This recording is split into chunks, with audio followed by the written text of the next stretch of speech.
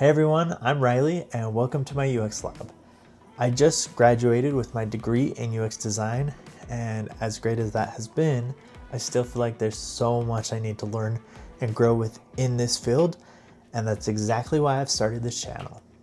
My degree did give me a really solid foundation within UX principles like research and designing for people, but when it comes to actual tools in design like Figma, that's where I'm still figuring things out. I've been applying for jobs, and instead of just sitting around and hoping I retain my knowledge and skills, I figured why not build upon those skills, but in a public space like this. So this is my space to learn out loud, to experiment, to build real projects, to improve my skills like Figma, and to share the ups and downs along the way. If you're also working on your UX skills or feel unsure about what to do after graduation, you're not alone.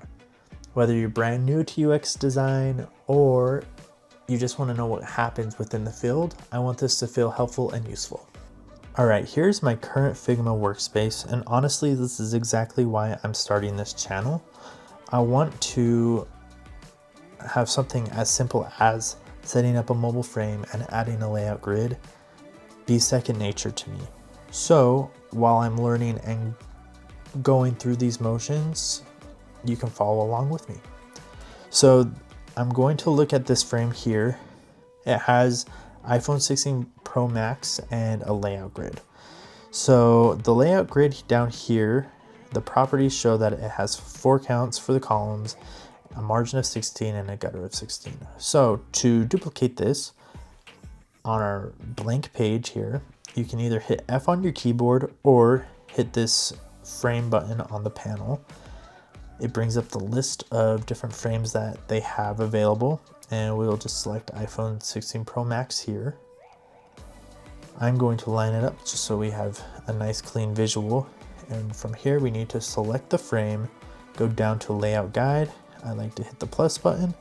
You can drag this up to get a better view, switch it from grid to columns, and then the count needs to match at 4 like the other one. Hit enter on that, and then margin was 16. Same with gutter, and there we are. That's the kind of stuff you can expect here. Figma practice projects, portfolio case studies, and me sharing my skills as I learn and grow within this public space. So if you're learning too, or just curious to follow along, hit like and subscribe below and join me here at my UX lab. Thanks for being here, and I'm excited to get started.